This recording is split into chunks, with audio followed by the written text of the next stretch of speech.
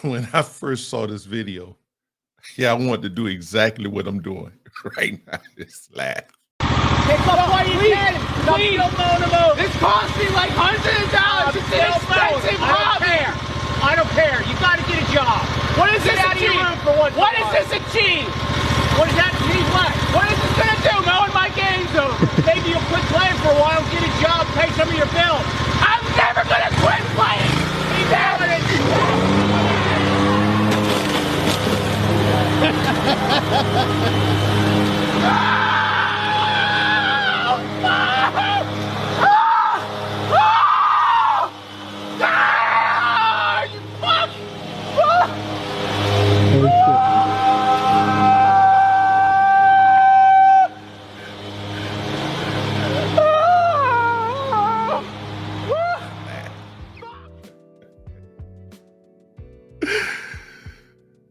Oh.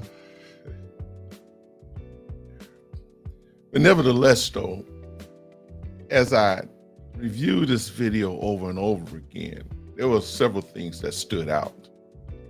Number one, my question was, how did it get that bad? Why did the father wait until his son is an adult, pretty much to say, to want to take an action?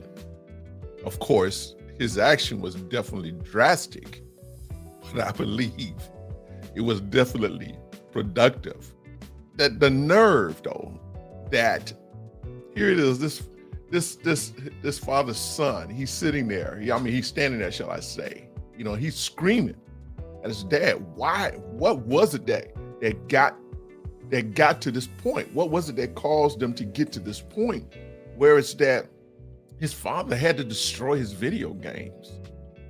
One of the things that I find very significant and that I strongly believe, listen, you have to raise your child up, not try to raise them when they 15, 16, 17 years old, or even 13 or 12. No, you need to start young with them, instilling the right work habits that's in them. Because let me tell you something, there is no way that my sons who had video games, whatever those games were, I'm talking about going back to the Ataris and then Nintendos, but I would never allow that game to consume their attention.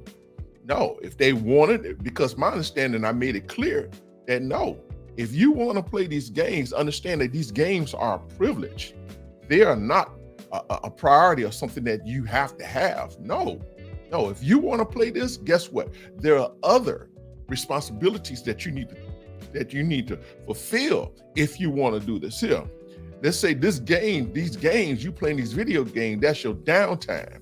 That will not be your all time. That will not become your life. Now, I know that there are many young men that have gone on to become video gamers, and they do well, or they get into computers behind this, and I understand all of that, but not to the point where it gets to this here. No, it seems like this playing video games seemed to be all this young man thought about or even cared about, even to the point where it's that if his father had to tell him, had to take such a drastic action for him to go get a job, for him to go get employment, as his father said, so you can pay some bills. This issue had occurred long before it got to where it is right now. That's my opinion, of course. But nevertheless, though, kudos to dad for taking some action. What tripped me out, though, the other thing, too, that caught my attention, the language. The nerve. And you're going to use that type of language toward me? But you know what, though? When I look at things, I can't be too critical if the child used the language toward the parent, especially if the parent is using the language toward the child. My thing is this here, listen, I would never use profanity when addressing my children. I wouldn't use profanity, period, because I choose not to allow that to become a part of my vocabulary, and I don't have to use those choice words in order to express myself very fully to any individual. No, I use my dialogue. I use my vocabulary that is exempt from those choice words. So therefore, and again, though, setting an example, being an example to my children of how to communicate, because that's the other part to it too. teaching your children how to communicate without having to use such choice words. And that was my MO, because listen, I talk to my children, but never, ever will they ever use a profanity when they're addressing me back. You can ask one of my children, because one of them did that, and guess what? They ended up out the door. No, you're gonna have to get up out of here. I never put up with none of that stuff. Let me tell you something. Even as a young age, all of my children know that they had responsibilities, and I instilled that in them. They wanted something, guess what? You had to learn how, they had to work for it. The other part to it too, is that once my sons, I'm talking about my sons, once they got up in age, especially in high school and 11, in the 11th grade, 12th grade, even before that, to tell you the truth.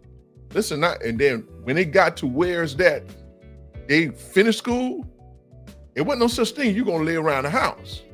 No, because if I left the house at 6 a.m. in the morning, guess what you was going to be doing? You was going to be getting up out of my house too. I don't care if you didn't have a job, you was going to get up out of there and go be looking for one, but you couldn't stay in my house, not when I'm leaving my house, because guess what? You're an adult now, and you need to learn how to obtain responsibilities and hold those responsibilities. And if you want anything, you're going to have to work, especially once you turn 18 years old now. You should work before then if you can. But no, you ain't gonna be living up off my air, off my lights, off my roof, under my roof, and you're not gonna be contributing. That ain't happening. But anyway, kudos to Pops for taking some kind of action.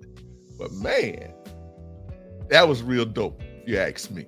But anyway, hey, tell me what you think. Let me hear your comments. Please share your comments. Put them in the comment section. If you like this video, how about like it, share it, and subscribe while you're there, okay? And we'll appreciate it, and we'll see you in the next video.